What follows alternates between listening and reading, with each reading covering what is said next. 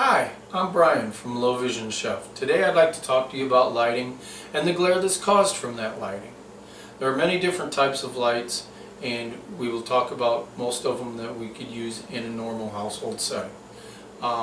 In this kitchen here, there are 5 different types of light, and my wife is visually impaired, and she uses these types of lights to her benefit. Our overhead lighting is fluorescent. Now, fluorescent lighting is very good for lighting a large area. However, it does emit some glare. It's not very good for task lighting or in a specific area. However, to light a big room, it does light it up well, and it doesn't cast a lot of shadows. Our next lighting is halogen lighting. I installed these halogen lights underneath the cabinets so that at eyesight there is no glare coming directly from the light bulb itself. These halogen lights are strictly used for task lighting or for a specific spot or area on the counter. They emit a very bright white light, so here they're going to emit glare. This is a light that you don't want to use when you're going to reflect back onto shiny objects or anything that will shoot the light back into your face. This particular light does come with a dimmer switch. You can tone it down if there is a glare factor involved.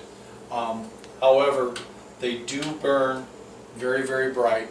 And another safety factor about halogen lighting is they burn hot. You do not want them around the area where you're going to have any of your work surfaces or your hands or any parts of your body. I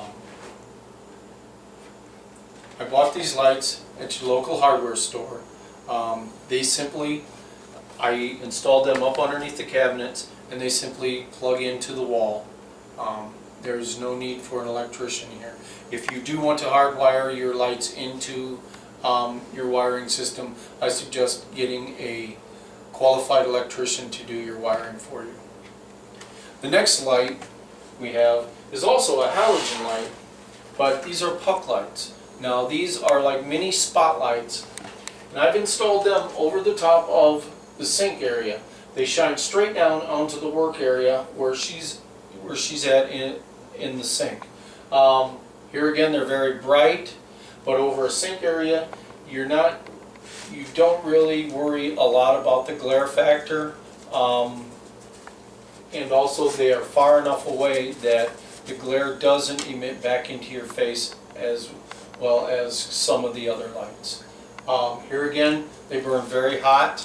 You do not want them around any surfaces that you can catch on fire or get burned or scorched. The next lighting we have is incandescent lighting. Incandescent lighting emits a yellow light. Now, it's not as bright as the other types of light, but it's very good over a stove or a task area where you're not going to suffer from any glare from an incandescent bulb. It doesn't emit the light down into the pans and reflect back into her face. It's excellent for a small confined area such as over the top of the stove. The next light we have are floodlights.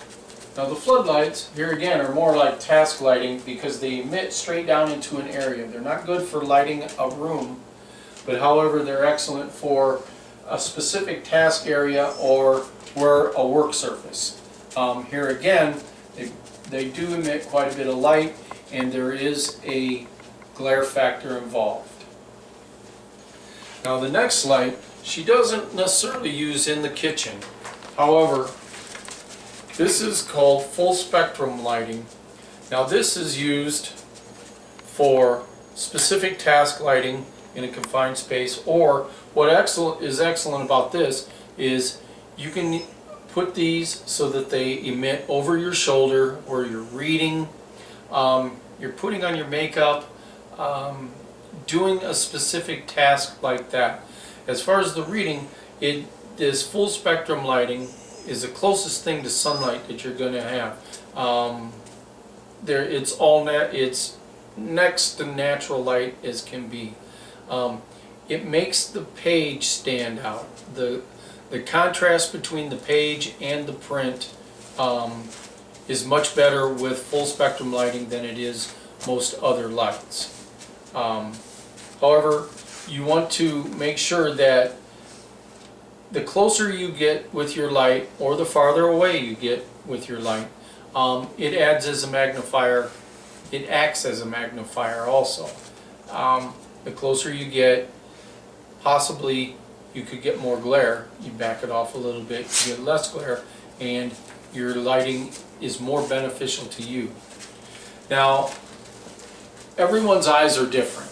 So all these different types of lights are going to act different in everyone else's eyes. You can go to your local hardware store, and usually they have on displays all the different types of lighting that there is, and you can just take a look around and see what works benefit for your eyes, the glare factor, the lighting, to see what you are most benefited from. Today I hope we've shed some light onto your lighting situation, and I hope you've learned from this, and I hope this information helps you. I thank you, and welcome to Low Vision Chef.